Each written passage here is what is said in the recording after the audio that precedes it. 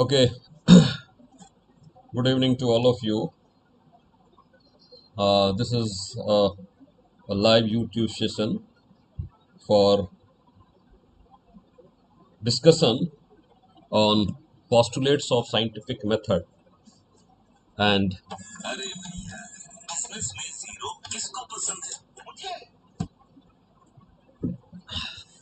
answer writing framework or answer writing practice. So now here you might be seeing there are three questions that have come in our UPSC exam means.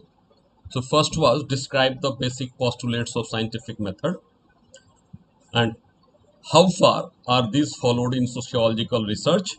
That the question was in 2016.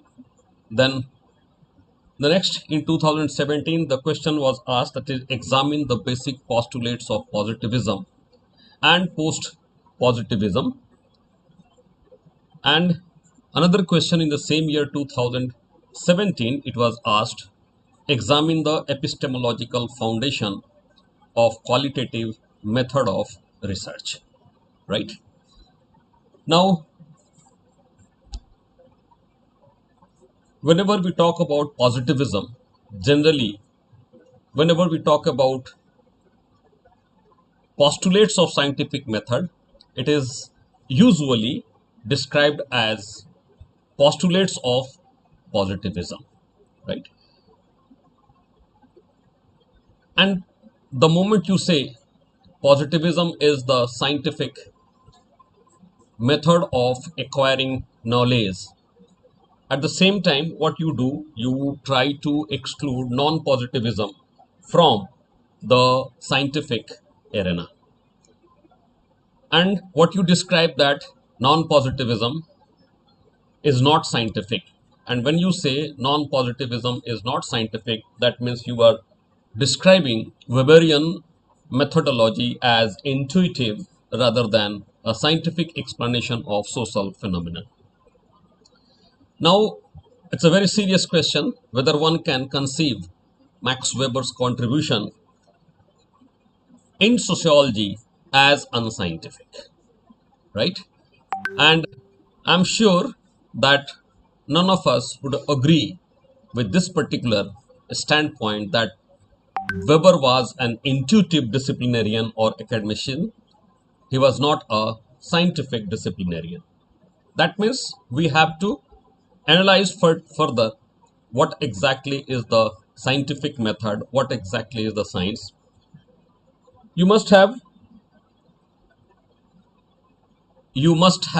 gone through my previous YouTube session in which I had explained you the contents of science, and I had also practiced with you to write the answer of the question, is sociology a science, which was our question, right?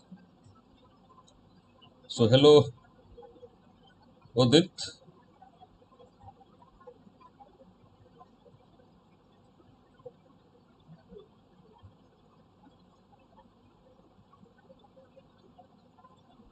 Right, you can. Rituraj, Rituraj, you can join the test series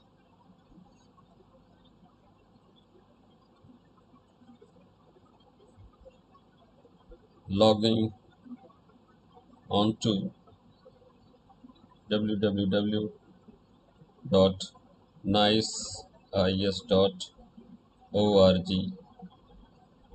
for test series, and for regular class, and for regular class you can do it on Unacademy platform, right? So I like to pin the Unacademy link on here, right? So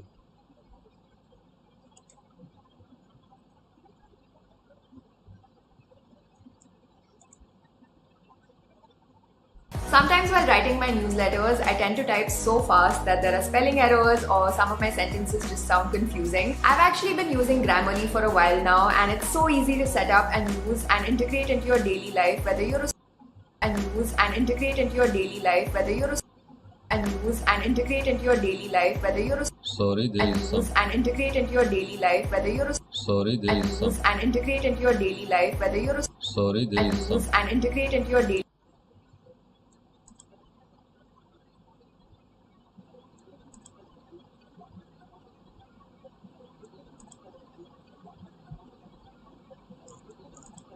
okay. Here it cannot be done. So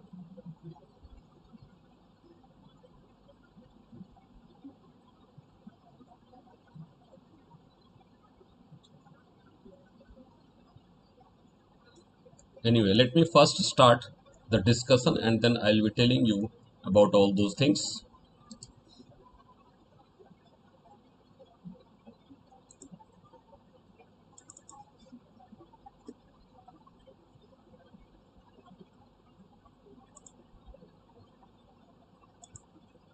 Right. So I hope now this blank slide is visible to you, right? And in this blank slide, I'll be trying to explain the postulates of positivism and scientific method, right? Postulates of scientific method. Postulates of scientific method, right? In the previous YouTube session, we have already described about what is science, right? And in that we had described that both positivism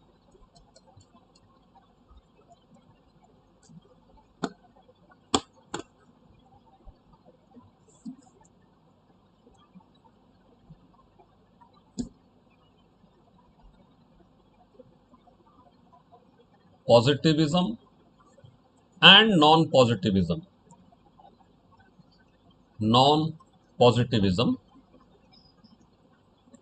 or here instead of non-positivism we can also use post-positivism as scientific method. Scientific method. That means here we are not going to discuss further how positivism is science or how non-positivism is science. Rather, here we will presume that positive as well as non-positive, quantitative as well as qualitative method of data collection and analysis both come under the category of science, right?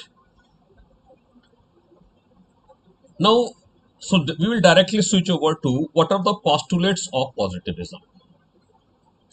Postulates of positivism. Postulates of positivism.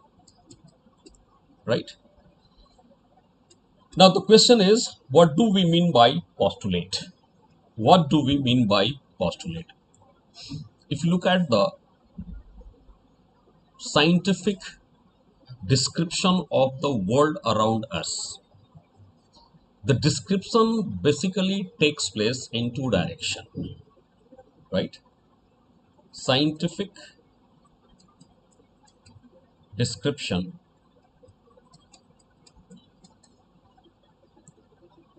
is mainly in two directions.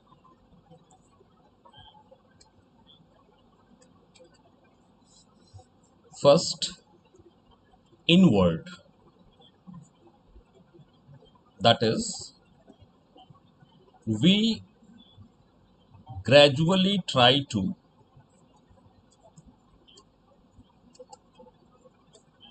discover the micro components of the object or the subject matter of study.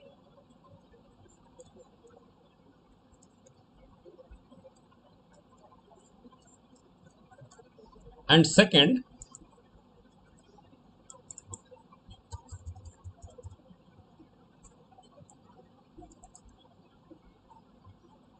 we try to extend outward towards the macro features, right? Now, definitely, when you try to go towards the fundamental component, the basic, a point comes when we get stuck.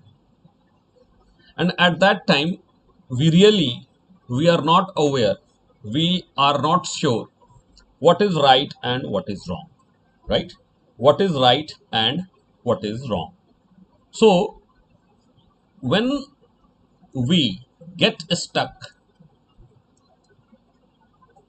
to a situation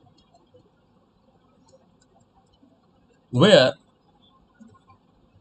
we really don't know or are sure of the reality,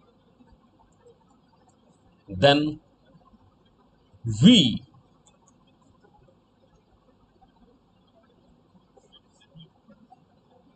use our intuition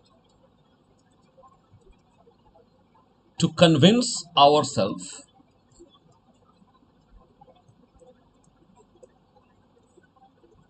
of the reality, right? And this intuition and conviction is what we start assuming a particular standpoint as true. We start taking it for granted, taking it for granted, taking it for granted. This taken for granted assumption, this taken for granted assumption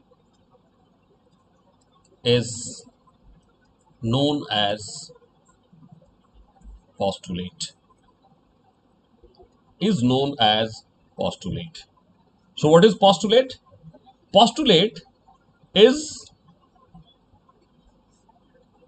the assumptions that is taken for granted, considered as true, that is considered as true, and based on that assumption we build our knowledge, we build our knowledge, right? So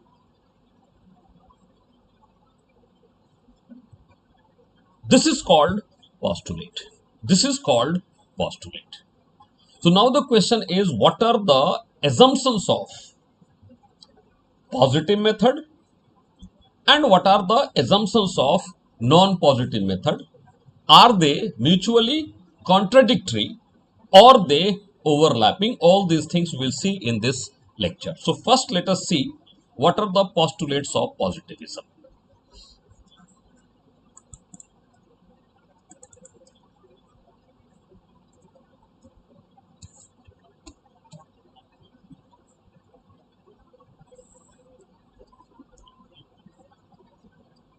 Postulates of positivism, right? The first postulate is about perception about the nature of subject matter of sociology, right? Sociology is defined as a study of society, and this study of society is further deciphered as a study of human behavior. That means the ultimate subject matter of study of sociology is human being, right? So finally, human being,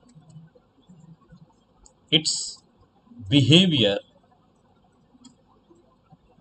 is the subject matter of study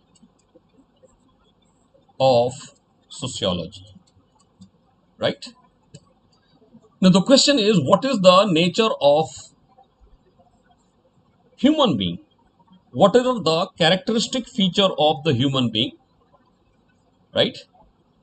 And whenever we try to describe the characteristic feature, what here is the assumption? So postulate 1 is human being is same as the other objects of nature. Human beings is same as the other objects of nature. That is, human behavior is product of external factors.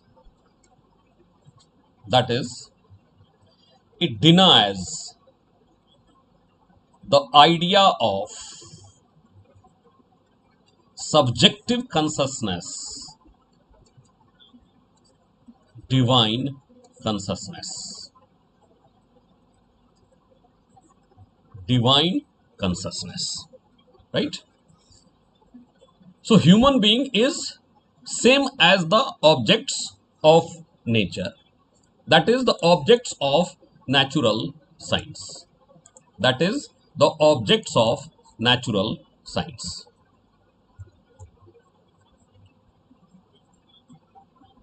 From this belief that there is no difference between the human being and other objects of nature, for example, dead objects and other animals, a corollary is derived. And the corollary is the way objects of nature are quantified and measured. Human behavior can also be quantified and measured. Quantified and measured. Right? For example, when you say an object is to be measured, what you say? You have certain dimensions of the object, right? So here what we say, while measuring an object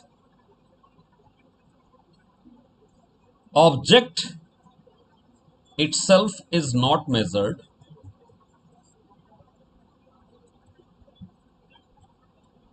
but its dimensions are measured,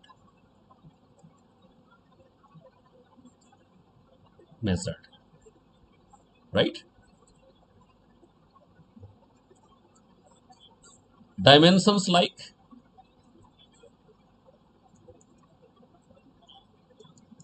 length, width, height, all these come under a unified category, that is length, mass, temperature, etc. Right? And to measure this length, mass and temperature, we have certain system of units that is called FPS. Time is also an important dimension. FPS, MKI or SI system, standard system, where we have meter, kg, then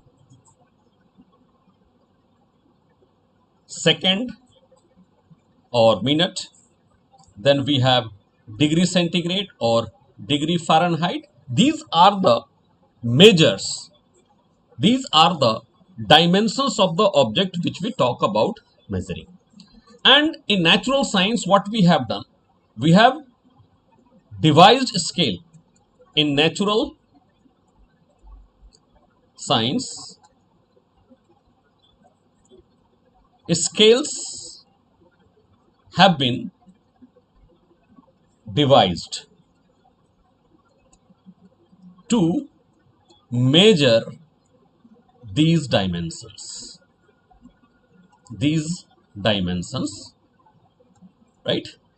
Since human being is considered also as similar to that of the objects of nature, so from here, what it says, dimensions of human behavior can be identified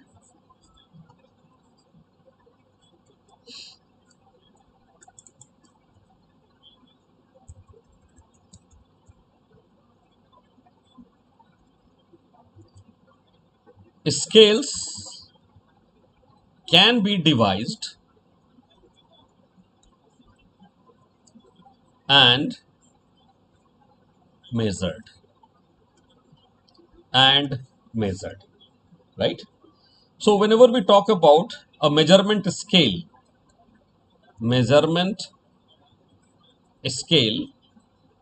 in social science, we talk about attitude measurement. So attitude is the dimension that we talk about measuring, attitude measurement. And we have attitude scales which talk about measuring the human behavior, right?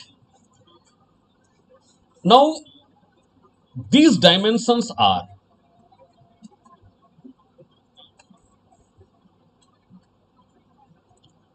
externally observable,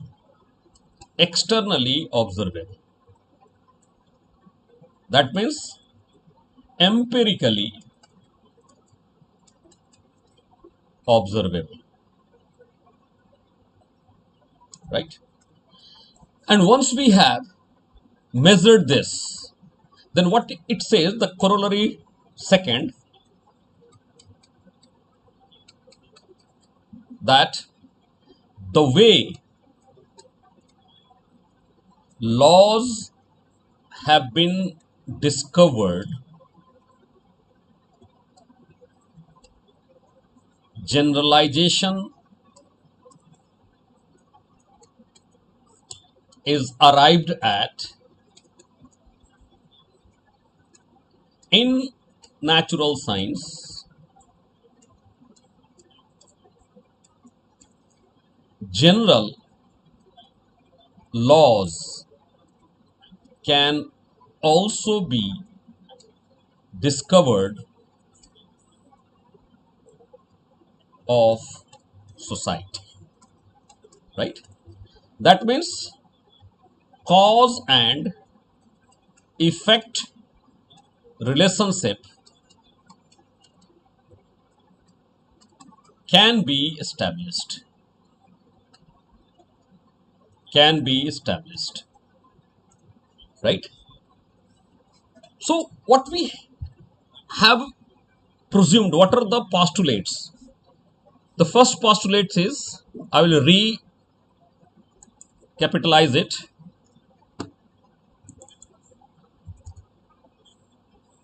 The first postulate is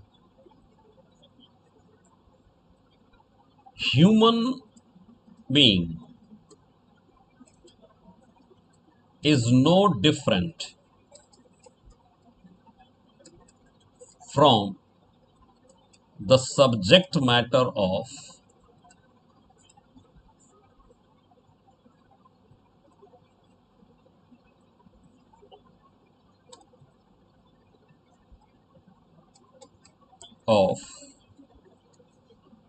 disciplines of nature. Right? Second, as objects, these are all under single category. Objects, so these can be treated as corollary, or as objects of nature can be quantified and measured. Similarly, human behavior can be quantified and measured. Right? Third, these quantitative dimensions can be linked and general theories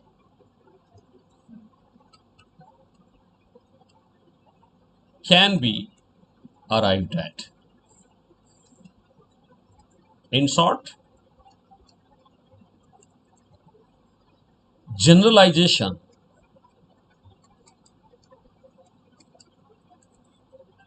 establishment of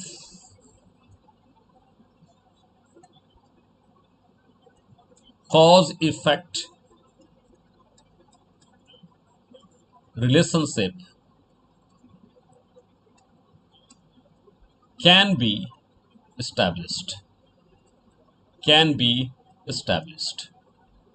right? So here what we are finding, that it is talking about quantifying the human behavior, measuring human behavior, and then establishing the relationship between cause and effect in the same way as we have laws in natural science. This is the first postulates and its corollaries. First postulates and its corollaries, right? And in nutshell, what we can say, that quantitative empirical method of data collection is possible and appropriate.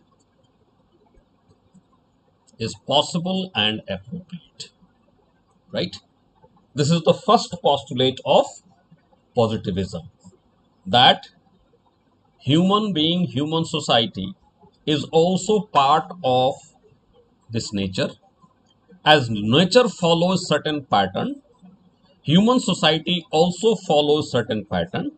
So as the objects of nature are quantified and measured, in the same way human behavior can be quantified and measured, and we can arrive at the general principles, the laws of human society, right? There is second main postulate, postulate number 2, and this postulate is with regard to with regard to fact and value relationship, fact and value relationship, right? Fact is described as, defined as, empirically verifiable statement, empirically verifiable statement. Fact is empirically verifiable statement. Empirical means sensory verification. We can verify the statement through our senses, right? Value is desirable aspects, prejudices, and preferences.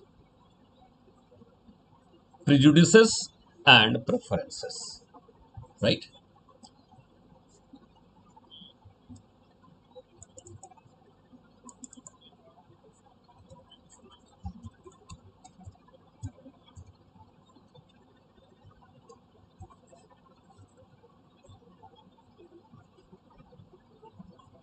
So fact is generally what it is defined.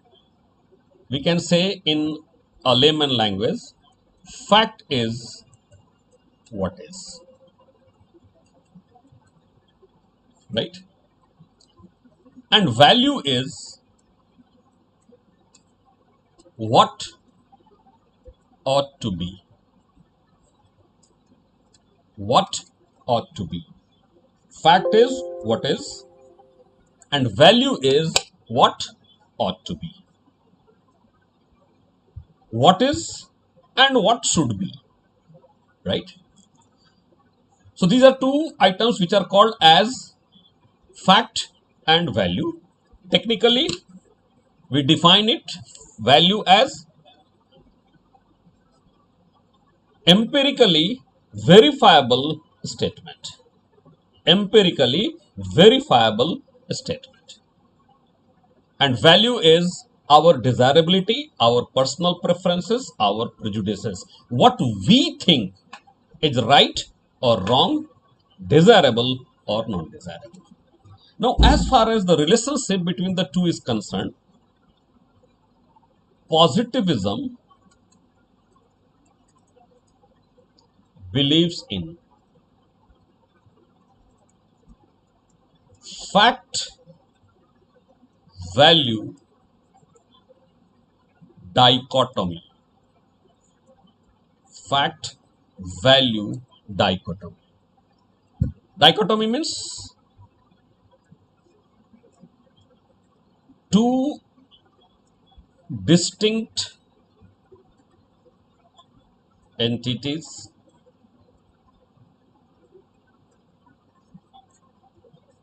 mutually exclusive and empirically separable. Two distinct entities, mutually exclusive and empirically separable, right? So the two are different entities, not only distinct entities, but they can also be separated from each other. And scientific analysis should be based on fact alone. Fact alone. Any value intrusion any value intrusion would make the outcome wrong. The outcome wrong, right? That means what? Any value. What it is talking about? It is talking about the possibility of complete value exclusion. That is, we can completely exclude value from scientific research, right? So two consequences are there here. Two consequences are there. Values can be completely excluded from scientific research, right? And secondly, empirical experiences is true completely, right? And the third important consequences of this is that either the result of an experiment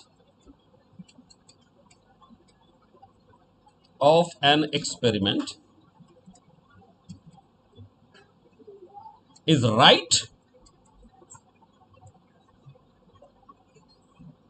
or wrong. That is, there is no in between position. There is no in between position.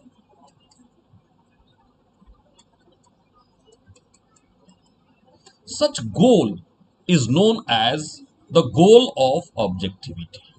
Goal of objectivity.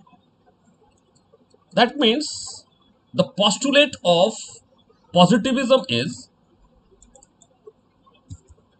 that, so what is the postulate is? A complete objective analysis of society is possible, right? A complete objective analysis of society is possible, right? So this is the corollary of this fact value dichotomy approach. The third postulate is about ontology and epistemology. Ontology and epistemology. Mind it, all these three are interrelated, but for analytical purpose, we try to separate them. Ontology is our perception about reality. Our perception about reality. And this perception is divided into two standpoints, two assumptions, two taken for granted assumptions. First is known as Objectivist Ontology, and second is known as Constructionist Ontology, right? Objectivist Ontology says there exists an objective reality and scientists can know them, right? Reality is single solid and uniform,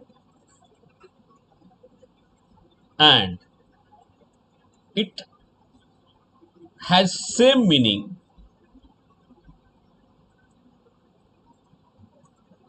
to all, right? Reality does not change with time and space. With time and space. To understand this, what it is saying, that this is the black whiteboard, and once someone asks what is the color of this board, immediately we say whiteboard, right? Immediately we say whiteboard. But if I change the color of the light in the class in which we are sitting, and we have a red light or yellow light, then if I ask a person what is the color of this board, and if he is not aware of the conditions in white light, then he is likely to say it is red or yellow. That's what we generally say. People see only those things which they want to see, because there is a color. A glass, the glass that you wear, the color of the glass that you wear is the source of understanding what is outside, right? So here there is a confusion whether the color of this board is white or not. But there is an assumption. Even if it is not white, there must be a color. There must be a color. First, right? And second, what it is saying, we can know it. We can know it. Right? And how do we know it? We know it through our sensory observation. And in this sensory observation, there is a presumption that pristine observation is possible.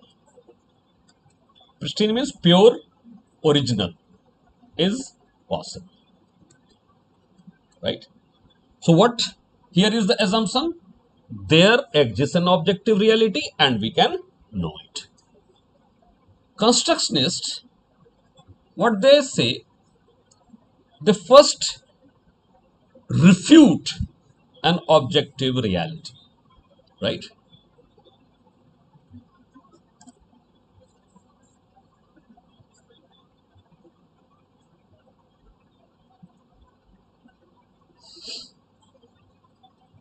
First refuted the presence of an objective reality.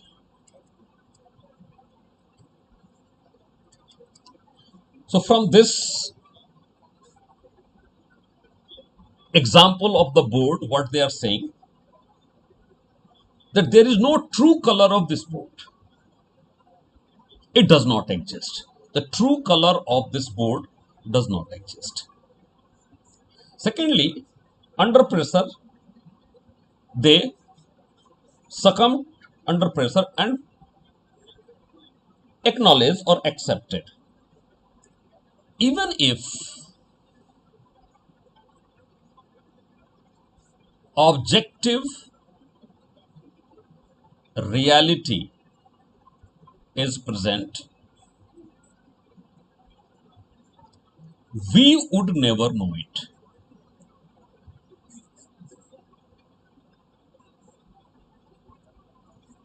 Means there might be a true color of this board, but we human being would never know it. what we know is shaped by our prejudice, that is also called intermediaries, intermediaries, and therefore what they say, reality is always constructed. Reality is always constructed. So in social context also,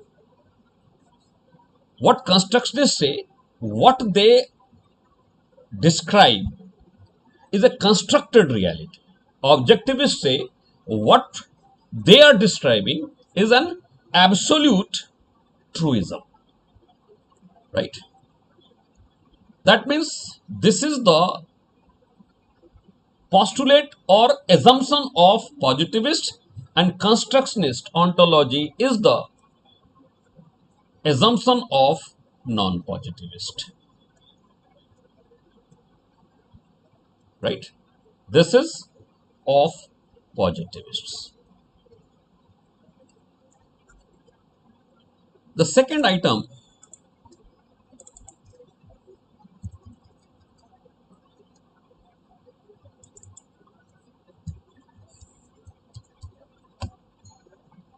we said epistemology.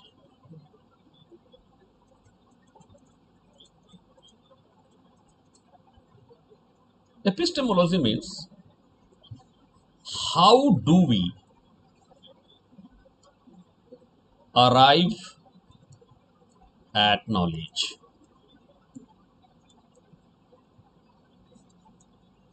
right? This is also of two types.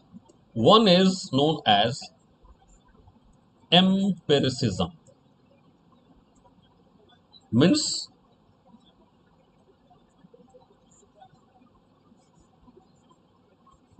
what we observe through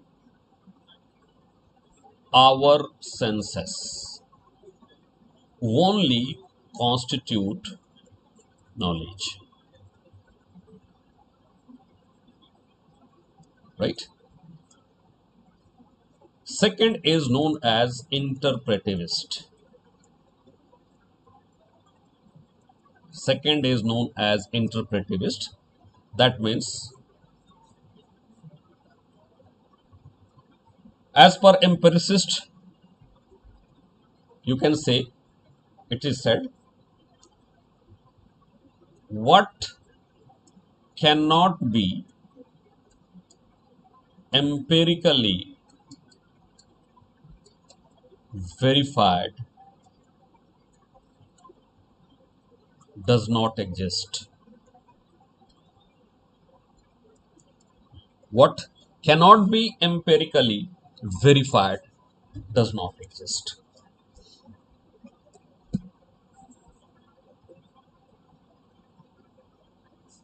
right? Interpretivist says that knowledge is always a, an outcome of interpretation. Interpretation means production and attachment of meaning, right? That means here what it is saying, a person can never be value free. He has always a perspective, and only from a perspective one can understand the reality. So understanding of reality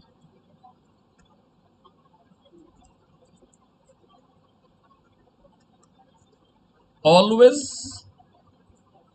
owes to perspective. How you are looking, that is means role of consciousness. Role of consciousness. Right? This empiricist epistemology, this is the epistemological foundation of positivist. Epistemological foundation of positivist. So this was a question. Examine the epistemological foundation of qualitative method of analysis. Qualitative means second method. Right? So interpretivist, this is quantitative and this is qualitative. So epistemological foundation of qualitative method is interpretivism. Interpretivism means production of meaning.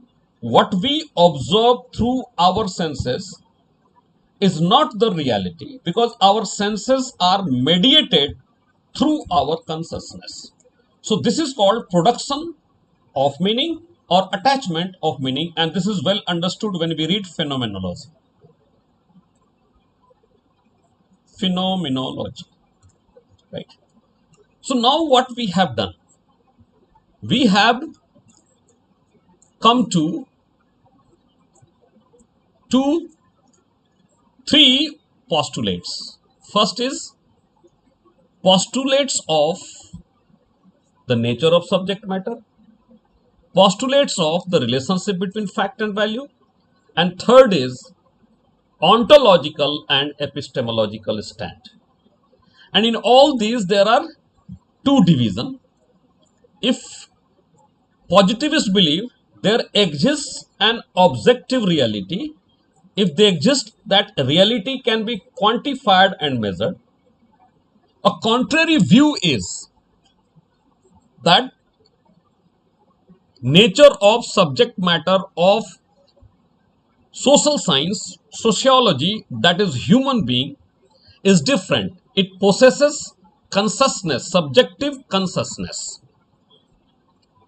It possesses subjective consciousness, and this subjective consciousness cannot be measured. It cannot be observed completely through our sensory experience. Right? Second is, we said fact value dichotomy. Right? A contrary view is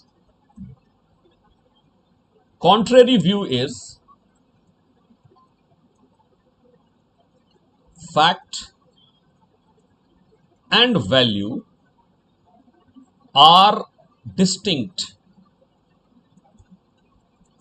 but not disengaged. Fact, value are distinct but not disengaged. What is the meaning of this fact, value, distinct but not disengaged?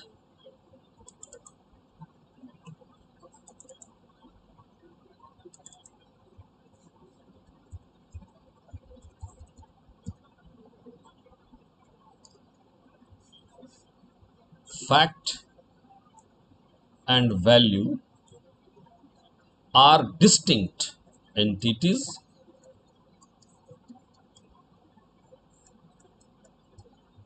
but not disengaged.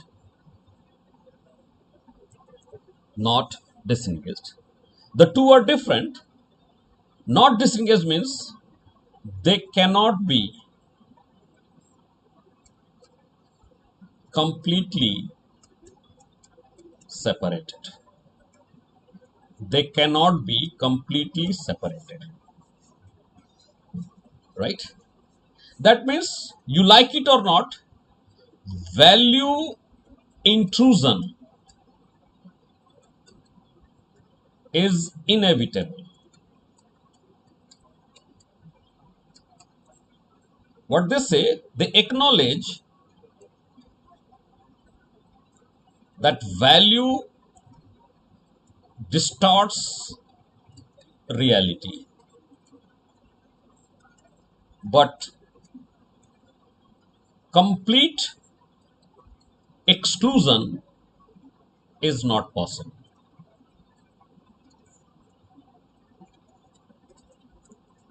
So they don't decide the outcome in right and wrong, right? So outcome of an experiment is not explained as right or wrong, rather degree of truthness, right? So here what we find, fact value dichotomy, it believes in a deterministic approach. So here outcome is always probabilistic, right? Now these postulates, for positivists, the method that is adopted is known as quantitative, and by non-positivists or post-positivists, non-positivists do not deny the impact of external factor or the empirical factor. The impact of external factor or empirical factor, but what they argue is that a synthetic approach is required. Means use of both quantitative as well as qualitative paradigm.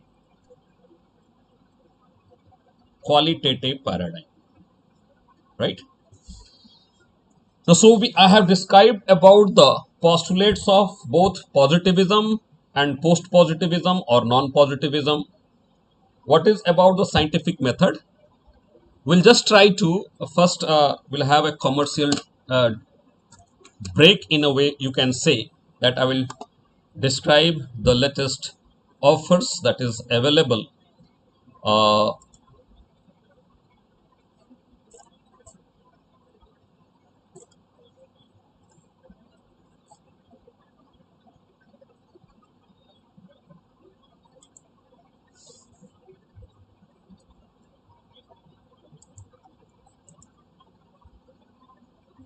right. So here are some information from Unacademy site, and these are the offers, these are the programs that are being carried on right now, and it is effective. The offers, if there is any offers, it is effective between 22nd and 28th July. So what Unacademy is saying, that this is the right time to start UPSC preparation, because the next prelims are we are just 1 year behind, or from today onwards we have 1 year time to prepare for civil services examination, because prelims is 1 year from today, right? And overall for men's preparation we have around 1 year 3 months for 2022 means, if everything goes normal, if there is no third wave, fourth wave of pandemic, right? So this is the right time to plan and strategize your preparation for civil services, and join Unacademy to get a proactive support from its classes, its personal mentors, right, the books, etc. Now from 1st August onward, the prices are being revised. Right now they are providing a great discount on their subscription charges, And you will see later on that the subscription that you do now is valid till Men's 2022 for 1 year subscription and till Men's 2023 for 2 years subscription. And besides, for 1 year and 2 year subscription, along with the 1 year and 2 year subscription, various offers are there. Test series are being provided free, mentorship is providing with the iconic subscription, etc. So what it is saying, if you join now, extension is till Men's 2022 for 1 year subscription, 10,000, 2023 for 2 year subscription. When you do for combo subscription, that is optional as well as GS, you get additional 10% for free test series only on combo. You get Unacademy notes also. There is assurance of your qualification, and there is a promise that if you don't qualify, then you will be on 2 year subscription, you will be getting 1 year more validity, right? And there are test series worth rupees 30,000 as absolutely free, right? So one subscription to crack UPSC, the total price is 2.3 lakh. If you go individually, if you go later on, then you will have to pay 2.3 lakh. But right now, it is being provided at a meager cost of 57,500 rupees. From 1st August onwards, this price would be hiked considerably. You have 35% discount, 25% when outrightly there is a discount, 10% when you use referral code. Definitely you can use the referral code.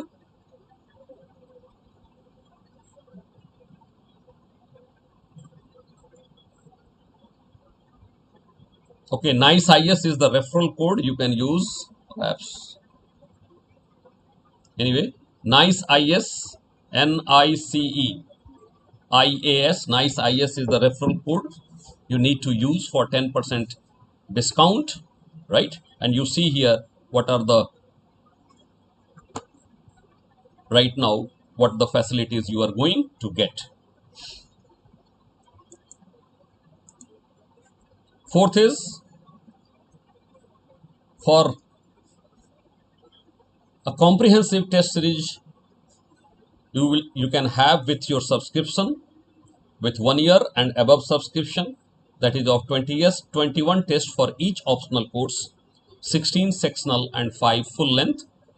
These tests would be, question paper would be framed by expert educators. It will be analyzed by top educators. There would be comprehensive model answers for it, and you will get the flexibility to write within the 7 days of the test becoming live. You have 20 plus tests in this year for UPSC standard. Then I said earlier, there is assurance that if you, this is for 2 years and above, if you don't qualify in these 2 years, then you get an extra years of validity on no cost. And this is, condition is that you should have 2 year subscription, and these are the required details that you need, right?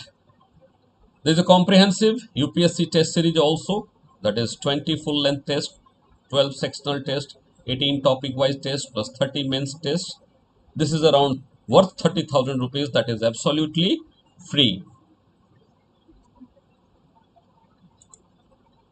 right?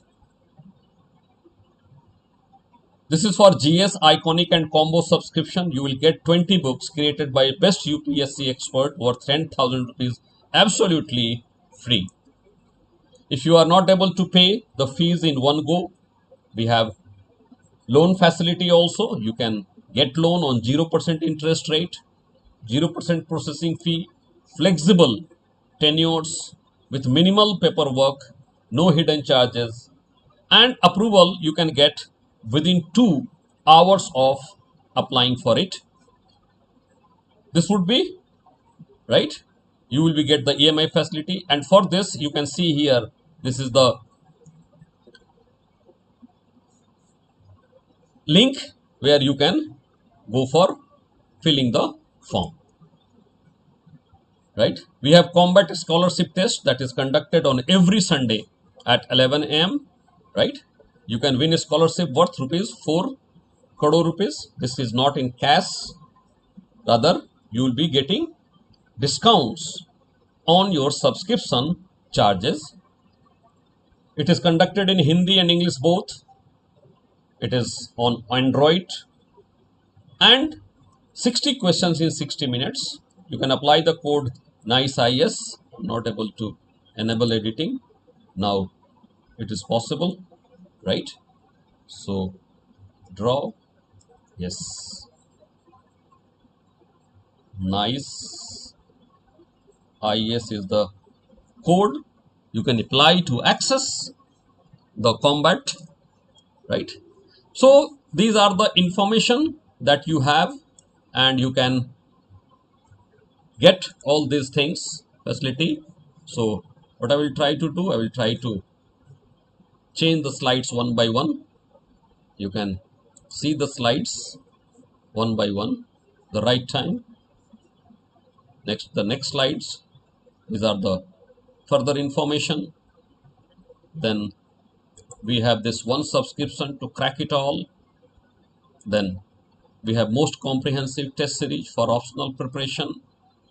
We have CSCSU, that is, if you are not able to qualify in 2 years, extension. Then we have this test series. Then we have these books, right, that you are getting absolutely free. Then there is a loan facility if you are unable to pay the fee in one time. We have this Unacademy Combat Scholarship Test, where the top 50 students get complete exemption from the fee, right? Then we have this Kitab series. You can see them. Then we have this announcement that from 28th July, new batches are starting.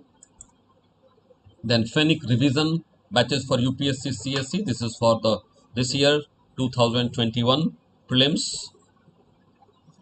Then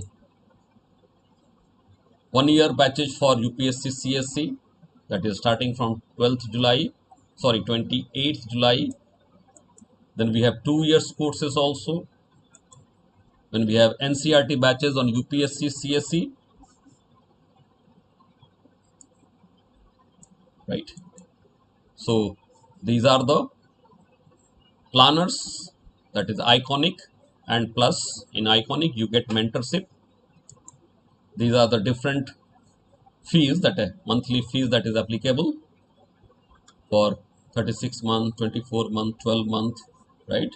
This is for plus, this is for Iconic fee, right? So this way you can use it for your analysis, your subscription. You can avail benefits from Unacademy, right?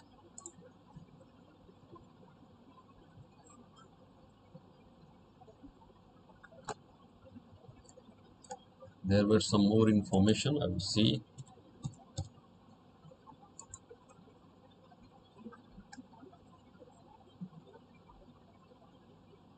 So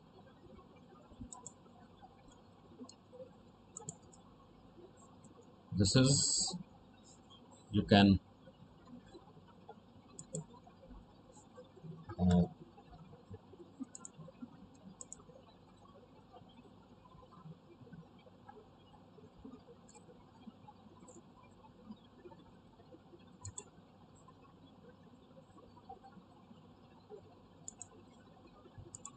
so I'll try to send a message.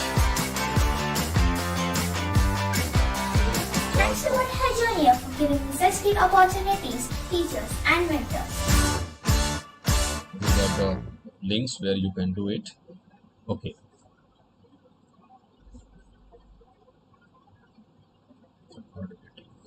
This is how fast YouTube is with Brave. Notice how there's no pre-roll Okay. ads? And here's how you can see how much time you save with Brave. Look. So now we'll go to our answer writing practice.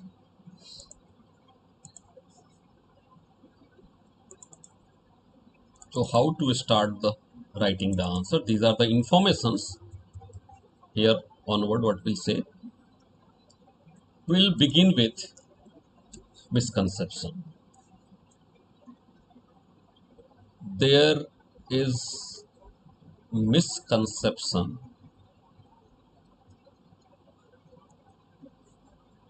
about what constitutes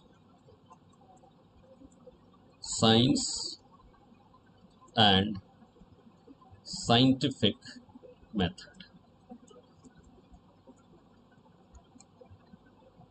right? Majority consider positive method, quantitative method of analysis as only scientific, right? This might be true in the context of study of objects of nature,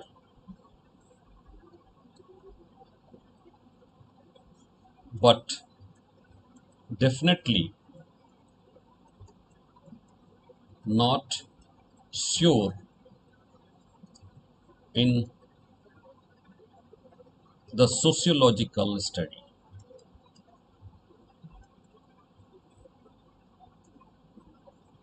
right? Both quantitative as well as qualitative method is considered as essential for unfolding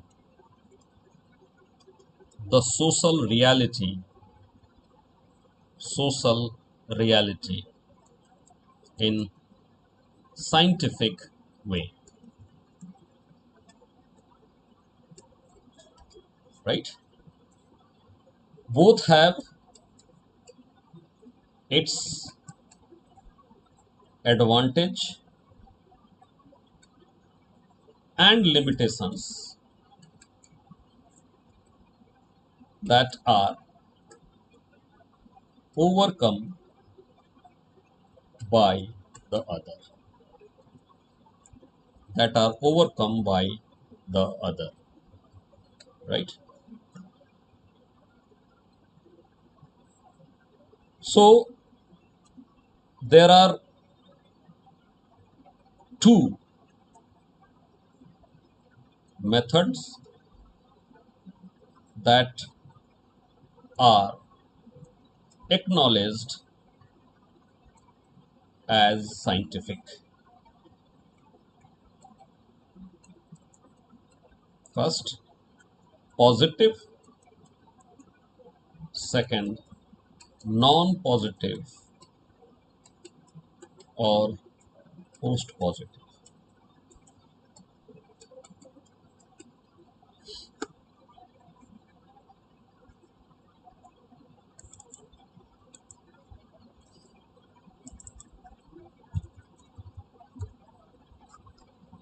right? So first,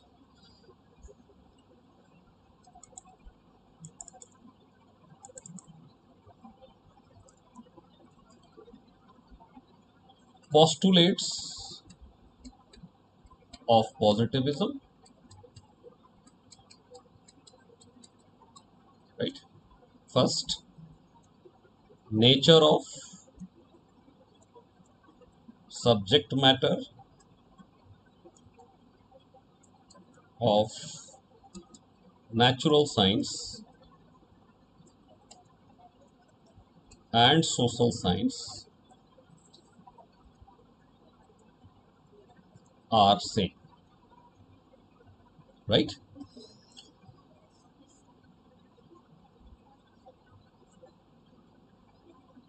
This convinces us of quantifiability and measurability of human behavior,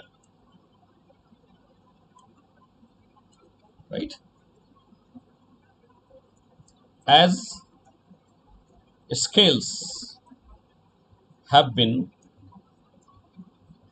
devised in natural science,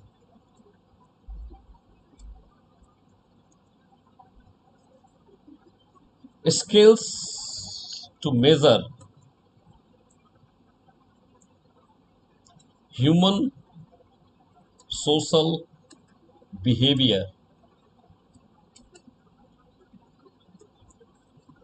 can be devised,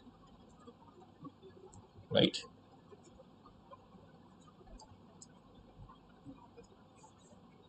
And therefore, generalization is possible, that too in deterministic way,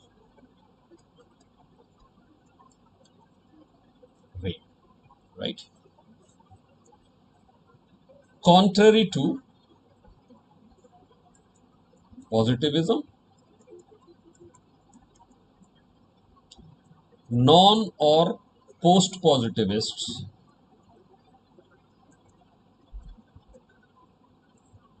believe that external factors do affect human behavior, but ultimate decision of course of action is taken by subjective consciousness, which cannot be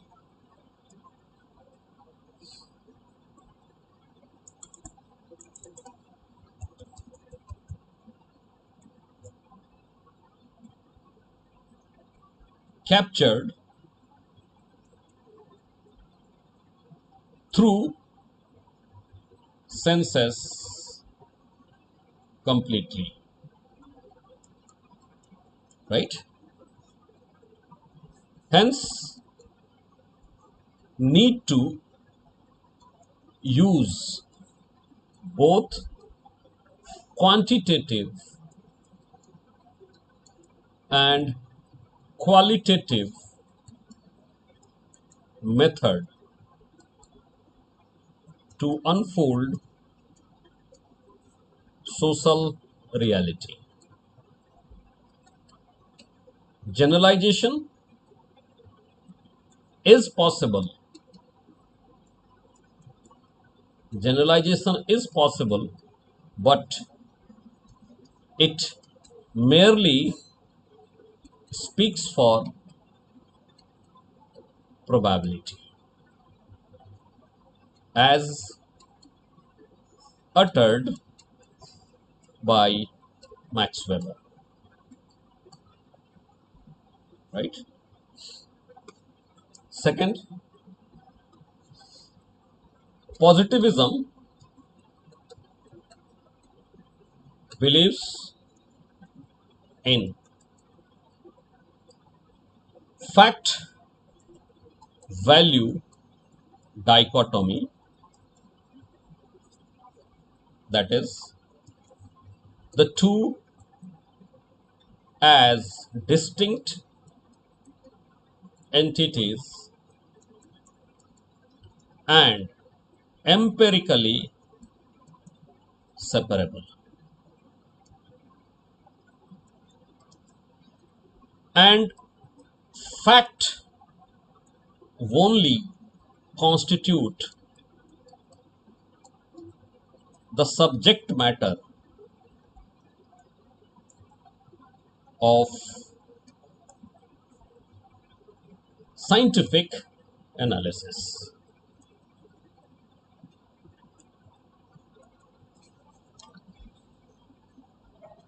Research, analysis, scientific analysis based only on fact is bound to be absolutely true, right? So positivism pursues the goal of objectivity.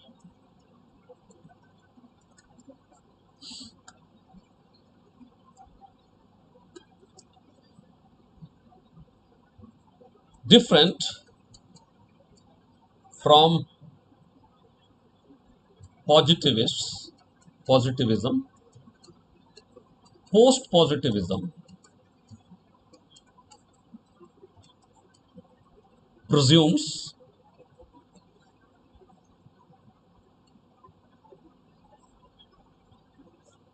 fact and value as distinct but not disengaged. They are only analytically separable completely, not empirically.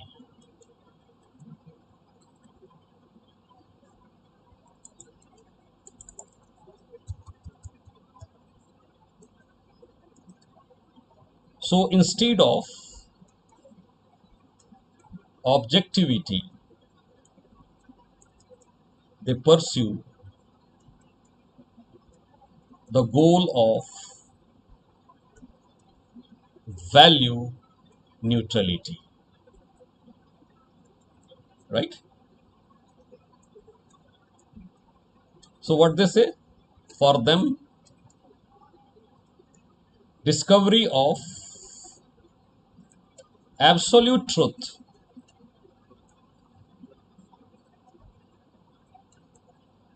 is impossible. Scientific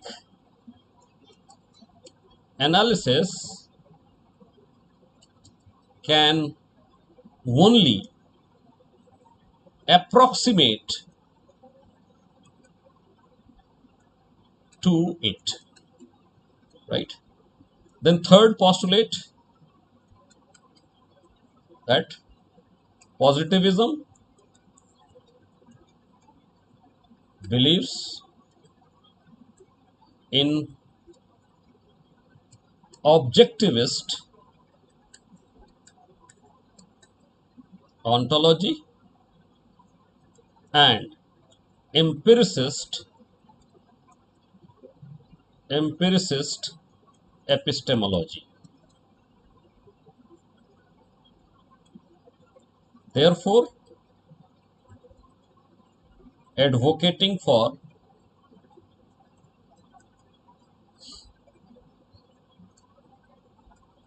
only quantitative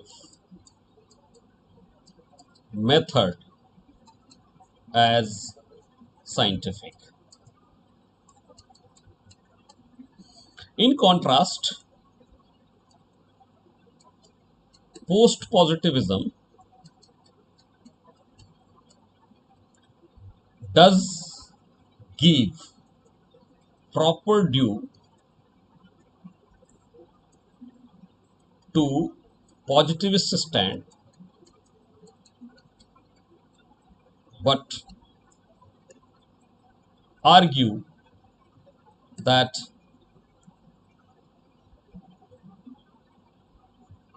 social reality can be comprehended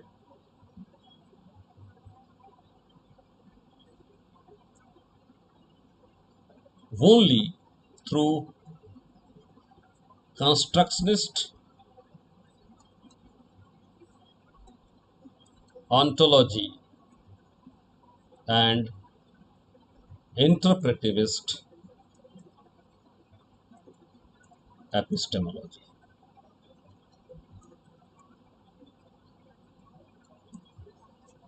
Right? So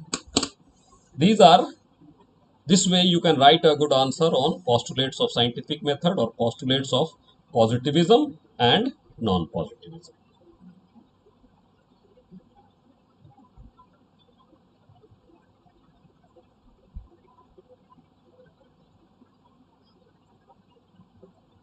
Just a second, I will see.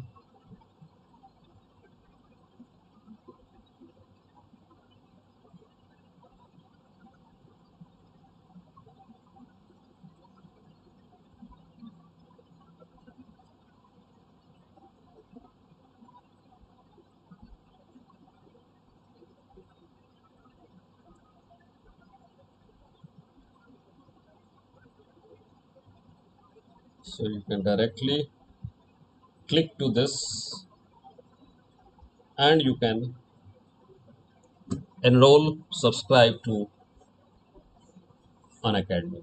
Thank you. I hope you must have enjoyed and learned how to frame a good answer in sociology. Basically, I think there should be more clarification in your mind about the postulates and the scientific method.